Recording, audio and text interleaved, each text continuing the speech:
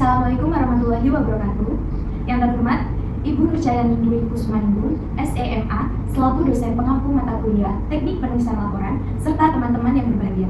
Pada kesempatan kali ini, kami kelompok 4 kelas H3 akan mempresentasikan hasil laporan kami dengan judul Mekanisme Pencatatan Keuangan dan Pemenuhan Kewajiban Perpajakan pada UMKM Jasa Indekos, Kos Putri Husni.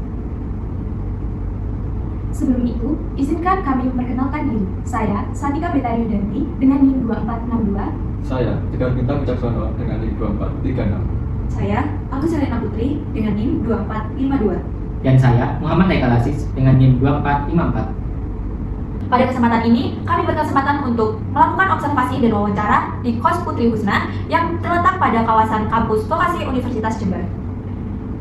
Dipilihnya area ini atau objek ini adalah dikarenakan Kos Putri Husna memiliki kapasitas kamar yang banyak dan juga omset yang cukup tinggi. Pengelolaan keuangannya belum menerapkan standar akuntansi dan belum menghitung penyusutan aset dari objek tersebut, yaitu kos. Dalam yang telah disampaikan, kami mengambil rumusan masalah bagaimana mekanisme sistem pencatatan keuangan dan pemenuhan kewajiban perpajakan pada UMKM Jasa Indekos Kos Putri Husna dengan tujuan untuk mengetahui dan memahami mekanisme sistem pencatatan keuangan dan pemenuhan kewajiban perpajakan pada UMKM Jasa Indekos Kos Putri Husna serta manfaat dapat menambah pengetahuan mahasiswa terkait mekanisme sistem pencatatan keuangan dan pemenuhan kewajiban perpajakan bagi UMKM Jasa Indekos. Selanjutnya mengenai tinjauan pustaka. Usaha mikro kecil menengah atau disingkat dengan UMKM adalah kegiatan usaha produktif milik perseorangan yang memenuhi kriteria tertentu yang diperbarui melalui Undang-Undang Nomor 6 Tahun 2023. Pengelompokan UMKM berdasarkan modal diatur pada Peraturan Pemerintah Nomor 7 Tahun 2021 dengan modal maksimal 10 miliar. Selanjutnya mengenai pencatatan keuangan, merupakan kegiatan merekam seluruh transaksi dari kegiatan usaha dari waktu ke waktu dengan tujuan untuk mengetahui kondisi keuangan usaha secara berkala, memudahkan mengambil keputusan bisnis, dan yang terakhir adalah sebagai dasar perhitungan kewajiban perpajakan. Untuk mencapai tujuan tersebut terdapat 3 komponen utama, yaitu pemasukan, pengeluaran, dan saldo kas. Selanjutnya terkait dengan tinjauan pustaka kewajiban perpajakan pada UMKM Jasa Indekos. Setiap pelaku usaha orang pribadi wajib mendaftarkan dirinya untuk memperoleh NPWP. Hal ini sesuai dengan Undang-Undang KUP Pasal 2 yang jatuh Nomor 28 pada tahun 2007.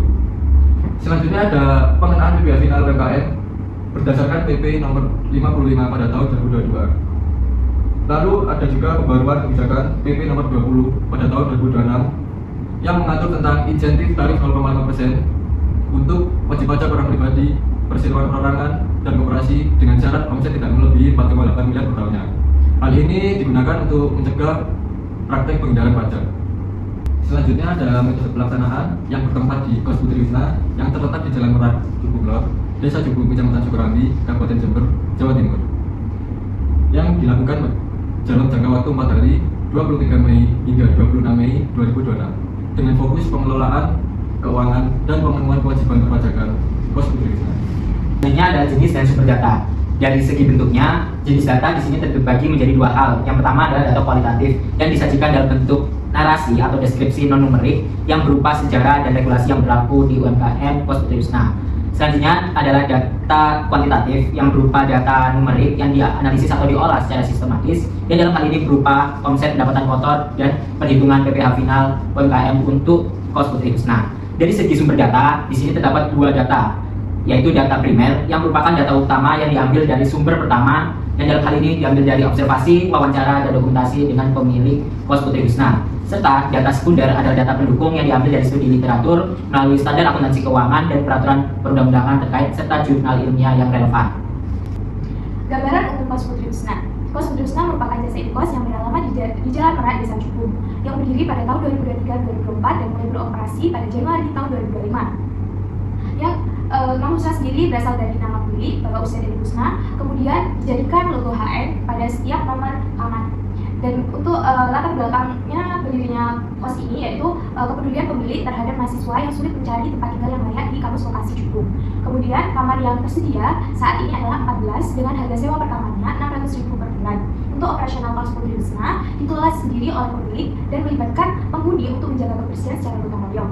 Untuk fasilitas yang diberikan meliputi kamar mandi dalam, keperluan kamar, wifi gratis, kemudian dapur bersama, kulkas bersama, hingga meja belajar yang ada di rumah. Selanjutnya adalah mekanisme sistem pencatatan keuangan. Yang pertama adalah mekanisme arus kas masuk yang disajikan dalam bentuk flowchart tersebut. Arus kas masuk di sini mencerminkan penerimaan dari pembayaran sewa oleh penghuni kos. Dalam hal ini bertujuan untuk sebagai indikator pendapatan serta indikator keberlangsungan perusahaan atau Kos Putri Husna. Selanjutnya adalah siklus alur verifikasi pendapatan yang bertujuan untuk memastikan bahwa setiap transaksi yang telah masuk benar-benar sah dan terverifikasi, dan dalam hal tersebut tersajikan dalam bentuk flowchart tersebut. Kemudian selanjutnya adalah siklus alur kas keluar Kos Putri Husna yang bertujuan sebagai proses awal identifikasi apakah pengeluaran tersebut benar-benar dibutuhkan dan tidak memboroskan. Dalam hal ini disajikan melalui flowchart tersebut. Kemudian selanjutnya adalah alur pencatatan keuangan bulanan yang bertujuan untuk mengklasifikasikan setiap pengeluaran dan pendapatan selama 1 bulan penuh agar memudahkan akses untuk analisis kas bulanan. Kemudian selanjutnya adalah alur pencatatan keuangan tahunan yang bertujuan untuk mengidentifikasi berapakah setiap laba bersih dari 1 tahun penuh untuk Kos Putri Husna, serta bisa untuk merumuskan strategi di tahun-tahun berikutnya. Yang berikutnya adalah mekanisme pemenuhan kewajiban perpajakan. Dalam hal aspek legalitas subsidi pajak, Kos Putri Husna dijalankan dalam bentuk usaha perorangan sebagai wajib pajak orang pribadi dalam negeri, bukan sebagai CV ataupun PT. Klasifikasi objek pajaknya, Kos Putri Husna menggunakan skema tarif PPh final UMKM sebesar 0,5% dari omset bruto tahunan yang mencapai 100.800.000 per tahunnya, sebagaimana diatur dalam PP nomor 55 tahun 2022 yang kini telah diperbarui menjadi PP nomor 20 tahun 2026. Untuk kendala dan solusi dalam pemenuhan kewajiban perpajakan, Kos Putri Husna telah melaporkan asetnya di dalam SPT tahunan, namun belum melaporkan penghasilan atas sewa kamar kosnya. Kemudian untuk mekanisme pelaporan SPT tahunannya, Kos Putri Husna menggunakan konsep SPT tahunan PPh wajib pajak orang pribadi melalui sistem Cortex. Sekian pemaparan dari kelompok kami, kurang lebihnya mohon maaf. Dan sekian, terima kasih. Wassalamualaikum warahmatullahi wabarakatuh.